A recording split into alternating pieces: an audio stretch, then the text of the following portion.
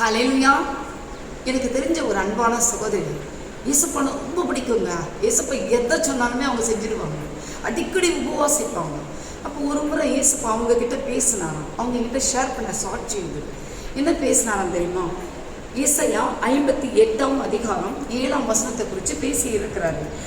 அதாவது, பசியுள்ளவனுக்கு ஆகாரத்தை கொடுக்கிறதும், துரத்துண்ட சிறுமியானவர்களை வீட்டிலே சேர்த்துக் கொள்ளுகிறதும், வஸ்திரனாகவே கண்டால் அவனுக்கு வஸ்திரம் கொடுப்பதும், மாம்சமான ஒருவனுக்கு தன்னை விழித்து கொள்ளாமல் உதவிகள் செய்வதுமே நல்ல உபவாசம் சொன்னாராம். ஏன்னா இவங்க கிட்ட இருந்த கேரக்டர் என்ன தெரியுமா? யாருக்குமே உதவி செய்ய மாட்டாங்க, யாரை கண்டாலுமே எரிஞ்செறிஞ்சு விடுவாங்க, அன்பாக பேச மாட்டாங்க. இயேசுவை பிடிக்கும், ஆனால் மற்றவர்களை வெறுப்பாங்க. ஸோ என்றைக்கு இயேசு இந்த வசனத்தை வச்சு பேசினாரோ அன்றைக்கு அவங்க குணம் மாறினது. இன்றைக்கு நம் பிரயாணம் இதை கேட்கும்போது மாறுமா?